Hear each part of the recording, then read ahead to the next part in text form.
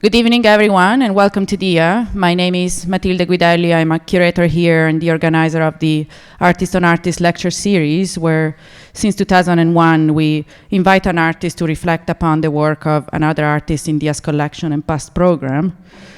The purpose of the series is to open up dialogue among artists and points of view, and at its best, the series has also offered a platform to reflect on the institution itself. And I'm excited to introduce tonight's talk featuring Margaret Honda on Jack Brogan as exemplary in this sense. DIA is by method a monographic institution focusing in depth and long term on the work of single artists, a philosophy that during its history some artists have refused. It is posthumously said that in the 1970s, Michael Asher, who had shown at the gallery of Heiner Friedrich, one of DIA's co-founders, and was then proposed to join DIA's roster, declined because of his suspicion toward romantic ideas of genius and originality that haunt the monographic method. Margaret proposes us a way to complicate and honor the monographic model tonight. Her talk is argumentative in its focus and revelatory of her method as an artist.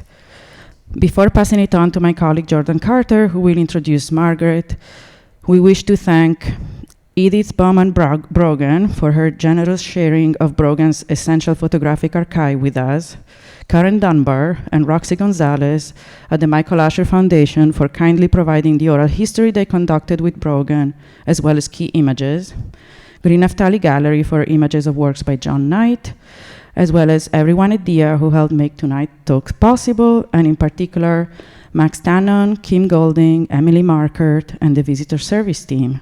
And of course, thanks, Margaret, for her thoughtfulness.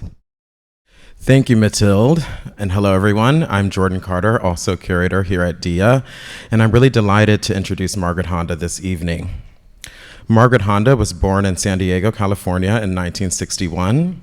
She works primarily in sculpture and film with a focus on the malleability of materials and production protocols.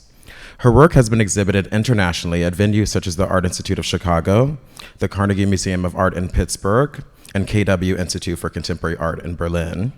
Her films have also been shown widely at the Anthology Film Archives here in New York, the Berlinale in Berlin, and the Centre Pompidou in Paris. She lives in Los Angeles.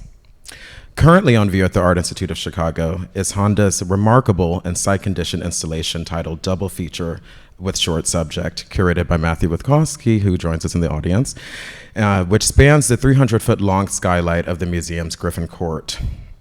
Reflective of her materially and context-driven approach to filmmaking, each of the skylight's 126 glass panels are coated with cinematic lighting gels and treated as individual film reels.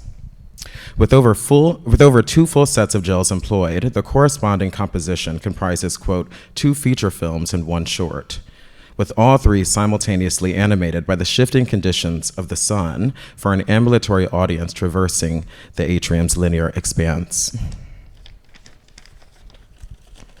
Given that Honda's recent production quite literally illuminates the material conditions of the film industry, it comes as perhaps no surprise that instead of going, quote, above the line in her selection of an artist in DIA's history for her lecture this evening, she went below the line, endeavoring rather to give contour and context to the tremendous yet under-recognized contributions of Jack Brogan. Indeed, in her lecture, Honda elucidates the significant role of the late Brogan as a fabricator who collaborated closely with key figures in the history of minimal, postminimal, and conceptual art, including DIA collection artists Larry Bell and Robert Irwin, as well as Michael Asher, Lynda Benglis, John Knight, and John McCracken, among many others. Shedding light on Brogan's practice and the ways it has influenced her own artistic development, Honda demystifies the invisible labor and histories within art production since the 1960s. Now, please join me in welcoming Margaret Honda.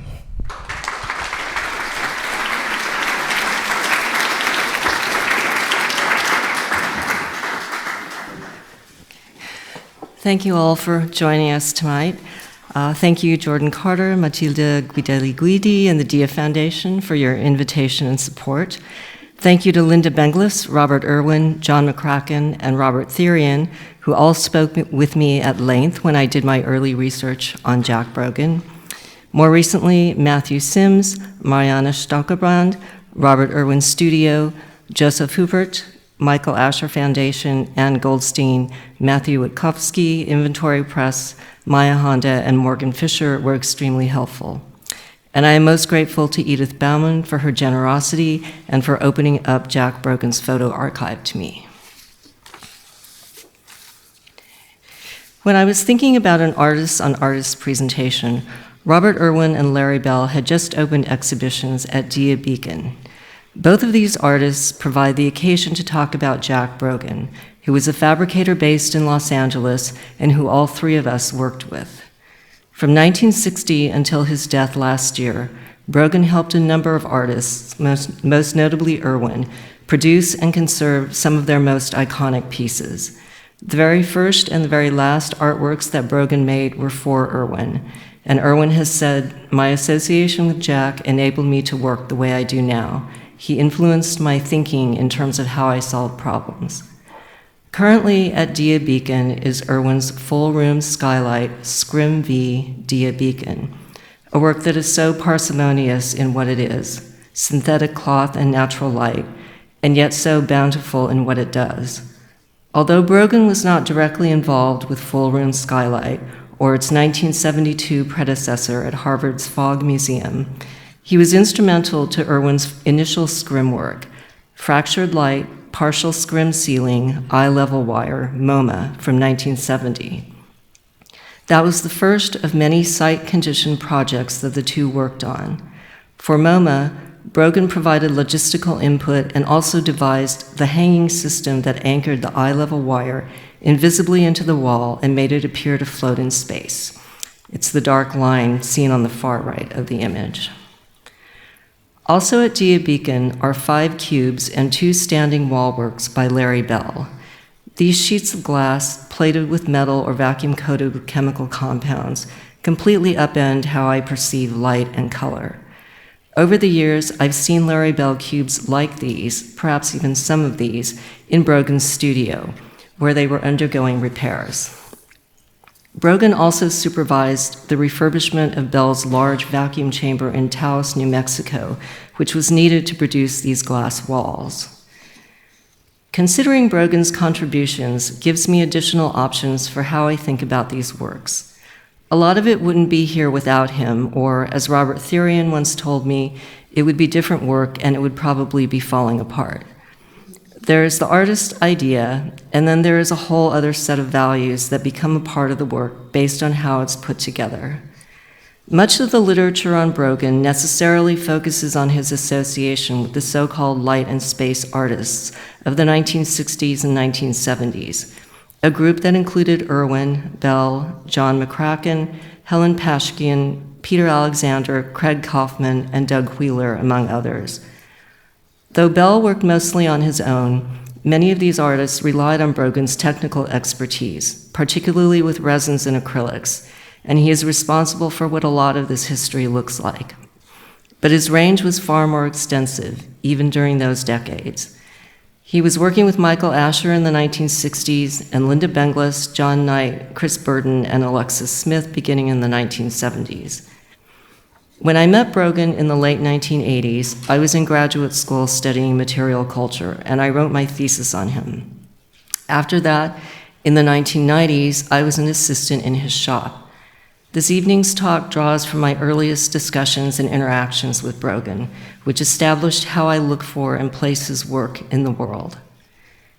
When I had the budget, we would work on my sculptures. Even though I haven't done anything new with him for over 20 years, like Irwin, I can say that it's because of Brogan that I work the way I do.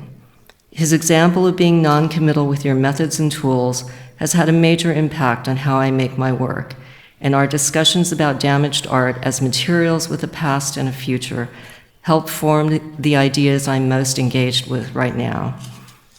Brogan was singular among fabricators in why he engaged with the question of what production could be. From a young age, he recognized his aptitude for figuring out how to do things, and what he did as a fabricator was a parallel endeavor alongside the art he was producing or repairing. Brogan's work was supported but not necessarily driven by an artist. He emphasized that his interests must be addressed in a project as well, saying, "I've directed my things through other people. I use an artist's idea as a vehicle to test my techniques. Making things was a way for him to practice his love of knowledge. That's what I see when I look at anything Brogan had a hand in.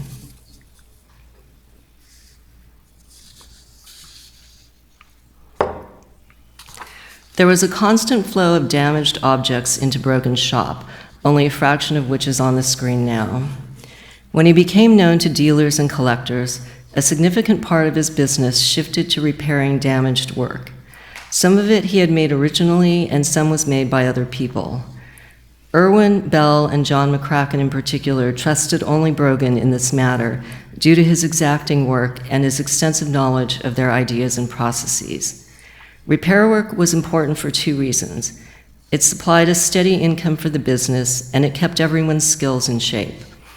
Also, a damaged work could require as much research as a new work, especially if needed chemicals had been banned or if certain components were no longer available. John McCracken's plywood works usually required resurfacing, pigment matching, and repainting of the entire piece using either lacquer or resin. When McCracken died in 2011, Brogan recovered the contents of his studio so that he would have the necessary materials to do future repairs. Brogan had known McCracken since the 1960s and understood the level of perfection he desired, but he also knew when McCracken may have accepted the odd wobble in a piece of plywood or discrete signs of handwork. With all the repair work, Brogan was trying to keep the object's history intact while also making his own work as invisible as possible. Almost every photo we're looking at tonight was taken by Brogan. Sometimes we can see his reflection in completed works, as in the black plank by McCracken on the left and the Helen Pashkian on the right. He was interested in recording the mirror-like qualities of the surfaces, not himself.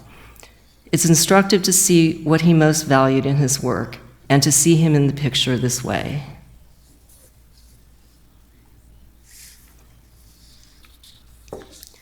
Brogan possessed what I can only describe as embodied knowledge of things and methods. This knowledge accrued over a lifetime of learning while doing, akin to how an athlete or dancer builds their skills from an early age. It's best accounted for through his biography and business practices. Brogan was born in 1930 in Ohio and grew up on his grandparents' farm in Tennessee. From a young age, he was privy to his grandmother's canning techniques and observed her precision with raw materials, times, temperatures, and measurements. He set up a chemistry lab in the basement where he made his own ink by experimenting with whatever chemicals he could find, and his own quills from bird feathers. He soon graduated to taking apart and reassembling clocks. When he was 12, he got a job doing carpentry work for an architect, learning how to finish furniture and restore antiques. At this point, he was making his own sandpaper and doing everything from framing a building to lacquer finishes. After he graduated from high school, he worked in Detroit building engines and automobile bodies. Upon being discharged from the Army, he returned to Tennessee where he drove a truck and sold produce at roadside stands, operated a general store, and worked as a chemical analyst for the Oak Ridge National Laboratory, where he first worked with acrylic in the form of tubing. For a short while, he owned a concrete block business and also designed and made concrete drainage pipe. Beyond high school, his formal education was 6 months of the tool and die making and mechanical engineering courses at General Motors.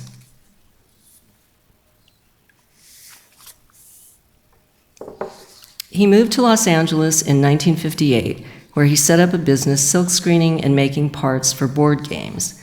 After a fire destroyed his equipment, he worked in the model department at Packard Bell, a television manufacturing plant.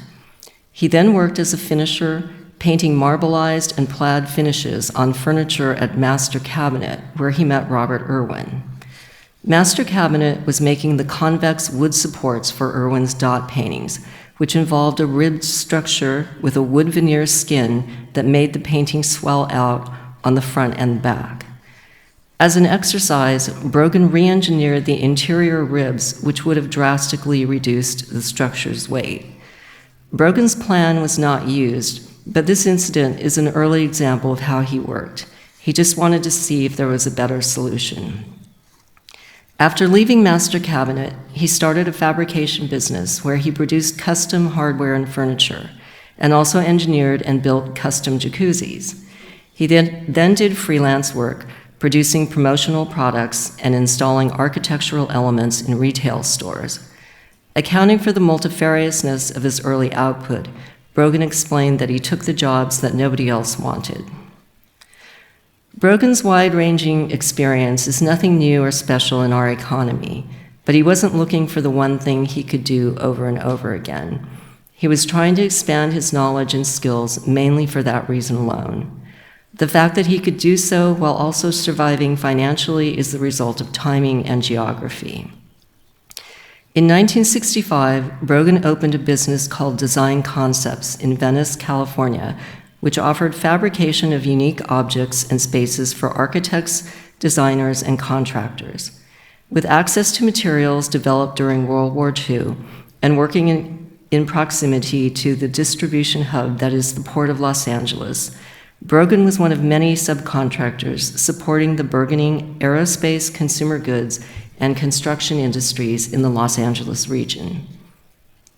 Emphasizing non-standardized production methods, he quickly distinguished himself as a specialist in building one-of-a-kind furniture and prototypes. Design Concepts was set up to be as flexible as possible in terms of how things were produced. Brogan's tools were those he had purchased for his previous fabrication business and could be used on an array of materials. Work areas within the shop were temporary and constantly shifting, defined mainly by the location of portable tables. As with the work areas, Brogan was constantly repurposing his skills, applying his knowledge of cabinet making, automobiles, concrete, and jacuzzis, for example, to projects that did not answer to those definitions. Because he didn't limit himself to working in a particular format or material, it was financially and technically feasible for Brogan to seek out jobs that required experimentation, the jobs that nobody else wanted.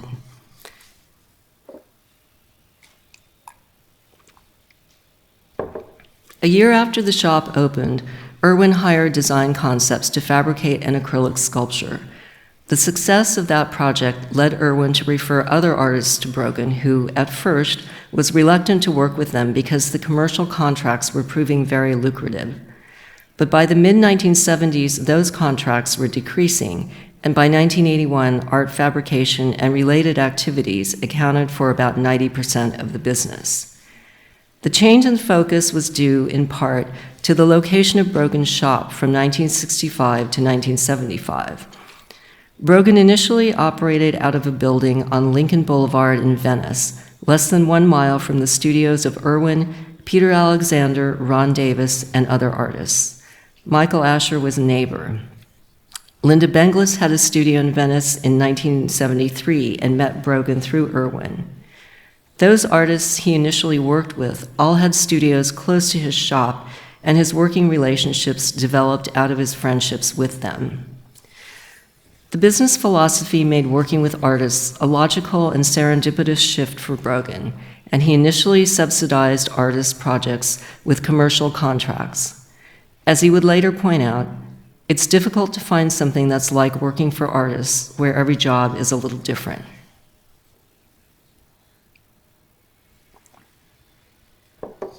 Brogan described his work as perfecting techniques, and his business was meant to be a vehicle for expanding his knowledge of materials and production methods. Foregoing a partner or a backer, he purposely kept things small over the life of the business, generally working on 2 to 3 new projects at a time, along with consulting and repair work. The shop changed locations several times, but his spaces were always around 5,000 square feet in size and maintained the flexible setup. The consistent scale to everything meant that he was active in the research and production for every project. Brogan worked differently with different artists. Irwin often knew exactly what he wanted to do with a material, but someone like Lynda Benglis could work more spontaneously.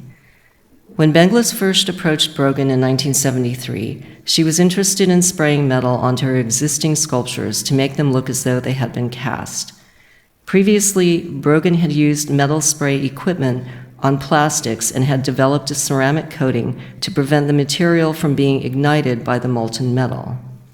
But other than that, neither Benglis nor Brogan was fully cognizant of the technique's possibilities, so they experimented with her work. Benglis's first sparkle knot sculptures had an armature of wire screen and cloth, covered in a layer of plaster and a coating of sculpted metal, over which Brogan sprayed a metal deposit. Brogan requested that the sculpted metal be removed because it produces toxic fumes when heated, and then suggested that the layer of cloth and plaster be eliminated, primarily to make his work go more quickly. It was at that point that Benglis began the series of knots where she tied and formed pleated wire cloth, which was then sprayed with sometimes several hundred pounds of metal. Throughout the course of a project, both Benglis and Brogan used one another's interests as points of departure for their own concerns. Benglis noted, "Jack doesn't just deal with the materials, he deals with the aesthetics, and that's much more important than just having a fabricator. He's as involved with the piece as the artist is in terms of the actual aesthetics. The reason I like to work with him is that it's a closer kind of understanding, but that's also because he doesn't have 25 artists around. It's more interesting to work with someone under these conditions." Brogan has been known to end working agreements with clients. It took Brogan 5 stages to develop a painting material, and the artist, for whom Brogan requested anonymity, wanted to use each stage of the material in 5 separate bodies of work. Because Brogan understood the material to exist only in its final stage, he would not use it in any other form. While his efforts are in support of a client's needs, they are also, in the amount of time and labor expended on research, a productive undertaking independent of the project at hand. An object comes out of his shop looking the way it does, not only because an artist requests certain elements, but because Brogan made the decision to define new technical and hence aesthetic parameters, and is clear about what he hopes to accomplish. Brogan's criteria for working with artists went beyond the transactional. He wanted you to be as engaged with his practice as he was with yours. Brogan operated much like other fabricators in that he produced work beyond industrial standards, often revisiting obsolete methods and rigging up tools in the process. But the physical and financial characteristics of his business supported more extreme levels of work. Brogan referred to what he did as custom, which I think conveys the level of precision that was the hallmark of his work. From cabinet making, he established a practice of breaking down any process into narrower and narrower slices, where he could make smaller and smaller adjustments to improve the outcome of whatever he was doing. It wasn't about adding steps, it was about multiplying them exponentially. He created the conditions that allowed him to work beyond previous measures of flatness or smoothness or shininess. In the late 1980s, John McCracken had one of his stainless steel sculptures produced by a sheet metal factory in Los Angeles. Unlike the work in the right image, it came back with concave rather than flat surfaces, and the mirror finish that he desired was beyond that shop's standards. So he approached Brogan about the project. The expense skyrocketed, mainly due to the amount of labor involved. To start with, Brogan translated the artist's renderings into metal templates, providing the sheet metal supplier with a physical guide for what they would be cutting. There were 33 works, so Brogan cut over 150 templates, some of which would be used only once. Prior to being welded, each of the structures was individually engineered by Brogan to determine the placement of interior reinforcements that were needed to prevent the metal from distorting. To give you a sense of how the material was transformed, the left image shows a damaged piece before being polished. A work that measured 7 feet high by 2 feet wide by 1.5 feet deep, like the one on the right, took approximately 80 hours to polish using handheld grinders. By the late 1980s, Brogan had been producing and repairing acrylic and resin works for over 20 years, so the polishing techniques were already within his shop's repertoire. Still, Brogan continued to develop finer polishing compounds for the stainless. This enabled the surfaces of the earliest completed sculptures to be, in his words, improved and perfected rather than redone. Alberto Tovar, one of Brogan's assistants at that time, mentioned that the intensity of concentration involved with polishing a piece invariably gave everyone a headache from eye strain, and only incidentally from the noise of the grinding wheels.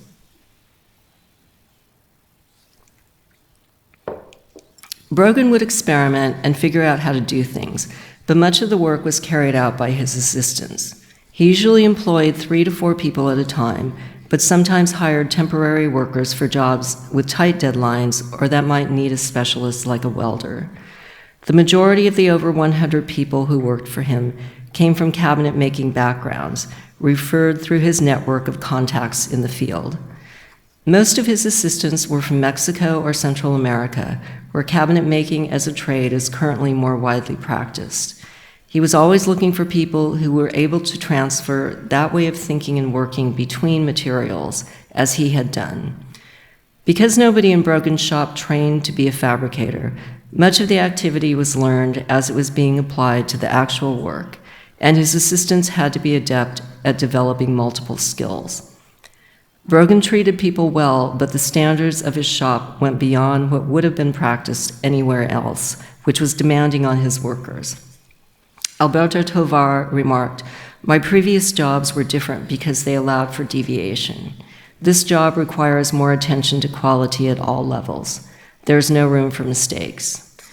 To look at the work is to marvel at what Brogan and his assistants were able to accomplish. There was an added component to all this precision. The work that comes out of Brogan's shop is produced, in Irwin's words, by a very backyard level of technology, where improvisation rules the day. This improvised way of doing things was an essential part of Brogan's practice because it enabled him both to use and build upon his vast knowledge and experience. As a result, his singular gift was how accurately he could break down and properly frame any technical or material question.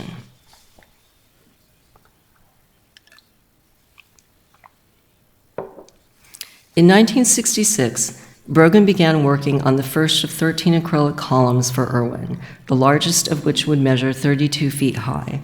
The artist initially wanted a 12-foot prism, but was not able to find a company that could cast acrylic planks longer than 4 feet or polish them to optical clarity.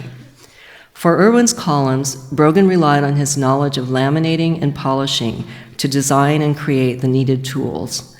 To join the sections of cast acrylic, Brogan returned to the original premise of bonding plastics, in which the surfaces of 2 sections are released and then fused together. After standing the ends of the acrylic in solvent, the workers had 25 seconds to get the sections from the solvent pan to a clamped position before the surfaces began to harden. Brogan incorporated a horizontal support into the clamping system, which also served as the polishing table. The clamp itself, which applied 35,000 pounds per square inch of pressure, was made with hydraulic pistons originally designed to raise and lower truck gates. Brogan modified the hand tools he initially used for polishing metal and wood so he could use them on acrylic. When he needed finer polishing compounds, he resifted the various paint fillers he was experimenting with. Through a patchwork of production adaptations, Brogan was able to define texture, clarity, and other specific characteristics of the columns. What is subsumed into the art is not necessarily a new way of doing things, but a novel one.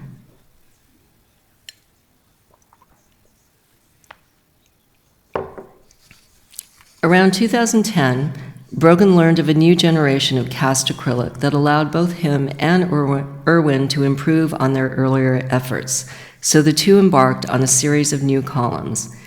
These were produced in the same manner as the older ones, with Brogan first forming the chevron shape on a table saw and reprising the hydraulic clamp system. The material itself is less brittle and has a bluish tint that Irwin prefers for its optical effects. The newer releasing agents allowed for a tighter seam, and Brogan developed new polishing compounds specifically for this material. He also had 40 more years of polishing experience to draw on. Importantly, the new material could be cast in lengths that allowed all the new columns to be 15 feet tall, which Irwin originally determined was the ideal height, but was not able to achieve with the older material. Brogan located and tried out different materials on a constant basis, including the aircraft-grade honeycomb aluminum panels used for Irwin's Who's Afraid of Red, Yellow, and Blue cubed. The material and construction makes these panels lightweight and rigid so that a large expanse will remain extremely flat even when suspended. For Irwin, but also for himself, Brogan never stopped looking for qualities of flatness and smoothness in surfaces. I remember him running his hand over surfaces of works, looking for and finding the smallest aberration. Brogan readily embraced any new technology that would contribute to his projects.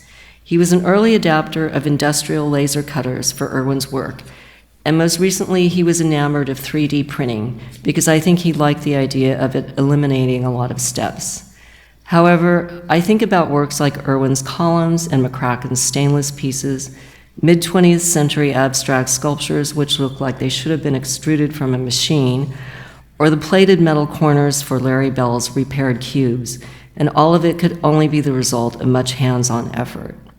I'm not aware of any 3D printer that can yet produce work like this. When I worked as an assistant in Brogan's shop, one of my jobs was to machine some bronze discs for the lamps that would be placed in Irwin's central garden at the Getty Center in Los Angeles. I'd never operated a milling machine before, and Brogan instructed me to first line up the bit on the scribe mark and then find the right cutting speed for the amount of pressure I was applying. After I had ruined a number of discs, I began to understand that I was focusing on the wrong thing. I was concentrating only on the piece of metal instead of all the information available to me, how my posture, my breathing, my distance from the machine, and the placement of my feet were affecting the outcome.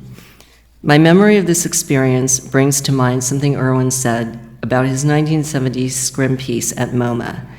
When describing a viewer's response to that work, he said, "I'd never been that aware of how you can't see without your body. Your whole physical thing participates in it." I knew how much of Brogan you could find in Irwin's work, but operating the mill showed me how much of Irwin you could find in Brogan's work. Brogan said the work he was most proud of was Irwin's acrylic columns. I understand why he felt this way. The workmanship just obliterates itself. As objects, they very nearly dematerialize. I think of Brogan when I look at these columns. He's essential to what I'm seeing, and like the object, he is sort of there and sort of not. There are various ways that historically Brogan has drifted in and out of the picture. In 1970, Brogan developed a laminating and cutting process for the cardboard risers used at the first National Symposium on Habitability of Environments, a NASA conference held in Irwin's Venice studio. After the symposium, Irwin, his neighbor Frank Gehry, and Brogan began sketching out designs for cardboard furniture, and Brogan made prototypes. According to Brogan, Michael Asher and other artists also contributed some designs. A partnership was formed between Gehry, Irwin, and Brogan, and promotional material was produced under the name Easy Edges. Brogan developed and built machinery for large-scale manufacturing, but Gehry and his financial backers exited the project before production began. As a result, Brogan had to sell his shop building and his house to pay his expenses. He was able to get a bank loan to avoid bankruptcy, which meant that he was able to continue working with artists. Easy Edges would come to be associated solely with Frank Gehry's name and is now produced by Vitra. Brogan was a magnanimous person, and he and Gehry eventually reestablished a working relationship in the early 2000s. Literature about Brogan does exist, but most information is accessed primarily through casual conversations and oral histories, and there are multiple memories attached to any incident, especially something that occurred 50 or more years ago. In terms of documentation, Brogan regretted not having time to record what he did. He kept notes once in a while, but never any substantial written records related to his various projects. He never had anyone to help on a consistent basis with the administrative aspects of his business. Where conservators might document their findings in academic papers, Brogan committed all of it to memory. Even his invoices are vague, with line items such as polishing or repair work. He moved his shop 10 times since 1958, and many records were thrown out in the process. Only when he got an iPhone in the early 2000s did he start photographing what was going on in the shop on a more regular basis. What papers Brogan still had in 2017 are currently in the archives of American art. In the absence of a more complete archival trove, Brogan's history, like his own work, will have to be pieced together circuitously from available sources. Technical contributions are so varied across and within fields that the most useful information will come from discussing individual cases. Since a number of artists who worked with Brogan are still living, there is still time for his role to be more fully elucidated.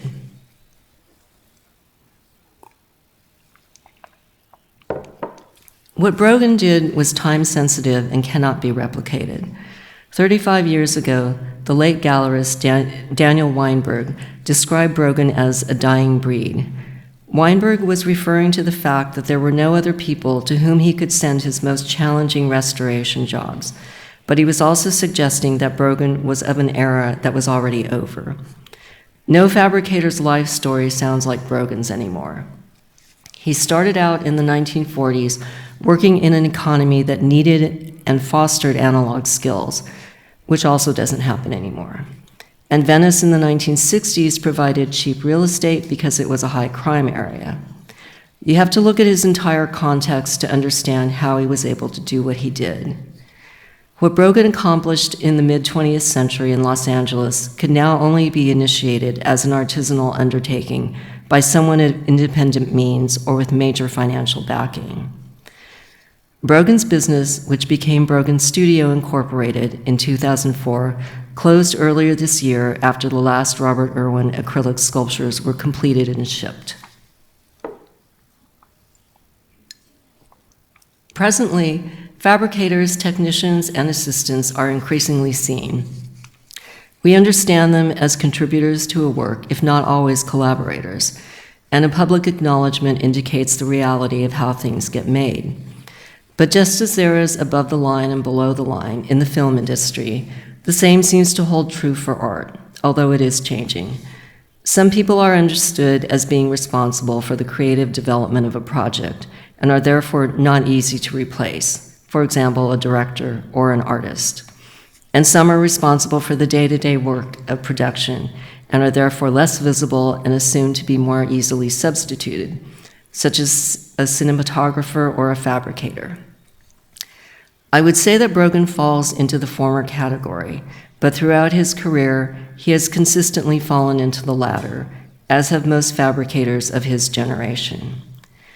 He never insisted on collaborative credit, preferring instead to be acknowledged on and in his own terms.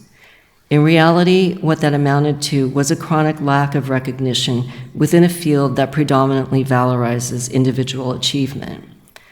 However, he defined what he did as an autonomous activity, not solely derived from an artist's concerns, so he actually paved the way for artists to openly discuss his involvement with their work. What he did was separate enough from what an artist did and could be categorized as a parallel activity. Brogan was uneasy with the term fabricator. As used, he felt it described an activity that answered only to someone else's ideas. He preferred technical artist, which he said Alexis Smith helped him come up with. While I also prefer this designation since it indicates the level of independent thinking that was the basis of his practice, I continue to use fabricator because one of Brogan's major contributions is that he redefined what that meant. He showed us what fabrication could be to the person who's practicing it and what is necessary to support it.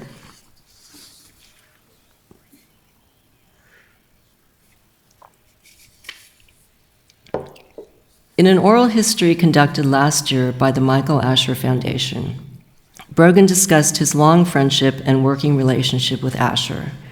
The two met in the mid-1960s because they both sailed boats. This shared interest eventually led to Brogan consulting on the engineering for Asher's airflow reduction work for the Whitney Museum's 1969 exhibition, Anti-Illusion, Procedures, Materials. When Brogan's shop was in Venice, Asher lived across the street and would visit almost daily.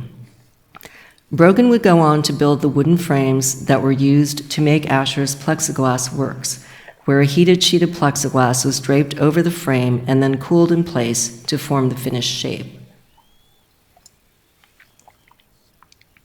To provide a sense of how contiguous things could be in Brogan's shop, he was also producing Irwin's acrylic discs at the same time and in the same manner. Brogan also produced a series of narrow, tapered wooden wedges for Asher, the longest of which measured 6 inches by 30 feet by 3 inches. A fiberglass and lacquer coating was required to stabilize the 30-foot wooden wedge, and that was applied, possibly in Brogan's shop, by John McCracken, which he did in exchange for a smaller taper piece by Asher.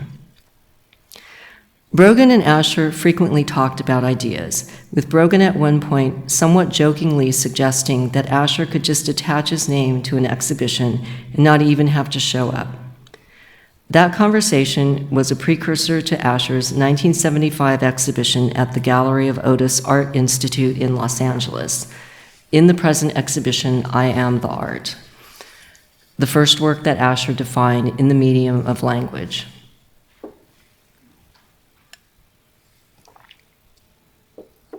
Towards the end of the interview, Brogan said, "I had a different place for Michael as an artist.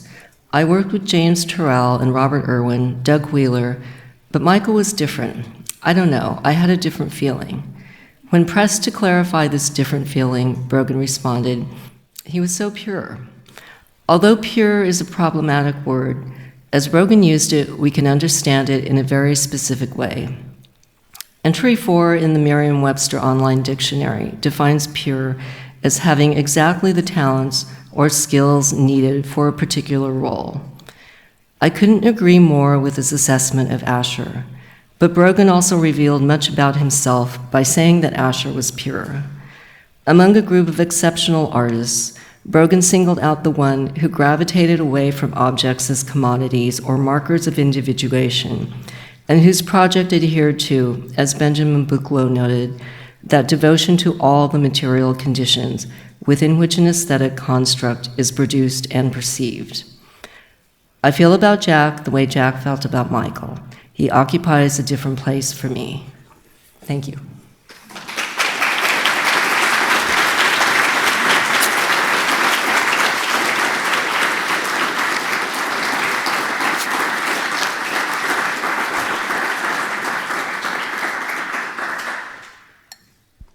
Thank you, Margaret. Any questions or comments for Margaret? Yes. Could you talk about some of your own work that you made in collaboration with him? Yes, I had an exhibition at MoCA in Los Angeles, and it required the production of many lengths of machined aluminum bar with these, and he had to design these little joints at the ends. It was basically, if you can imagine a graph that you could fold up, but big enough to fit in a room, like on the floor of a room. And he worked on that, and they were just these beautiful objects. I'm sorry I don't have images of them, but and there were some other. He would sometimes let me help on some of my works. We did some works out of Corian, and he let me sand those because I couldn't mess up too much on that. So.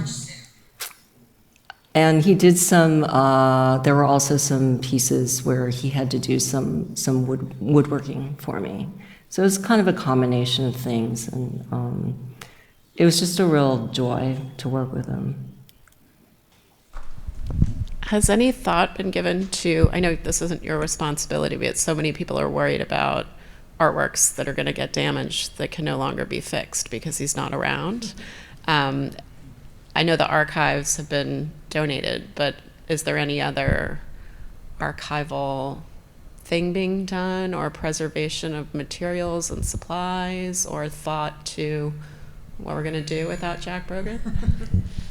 I think the problem is you could have all the materials and supplies, but unless you know what to do with them, there's one person in Los Angeles, an artist and fabricator named Eric Johnson, who was kind of the closest person who might have taken over from Jack, but they talked about it, and I think it just was too late already, because somebody would have had to work really closely with Jack for years, and that would have slowed down Jack's production process. So I think they decided that it wasn't going to happen. So I think it's one of these things where, it's there. I mean, works will have to be conserved, but it's just going to be done differently than how he did it. And he really did not keep recipe books and things like that. I think he would tell Eric Johnson how to do certain things, or if there were certain recipes for stuff, but it was all verbal. Okay, then, Margaret, thank you for this incredible contribution, and thank you all for coming.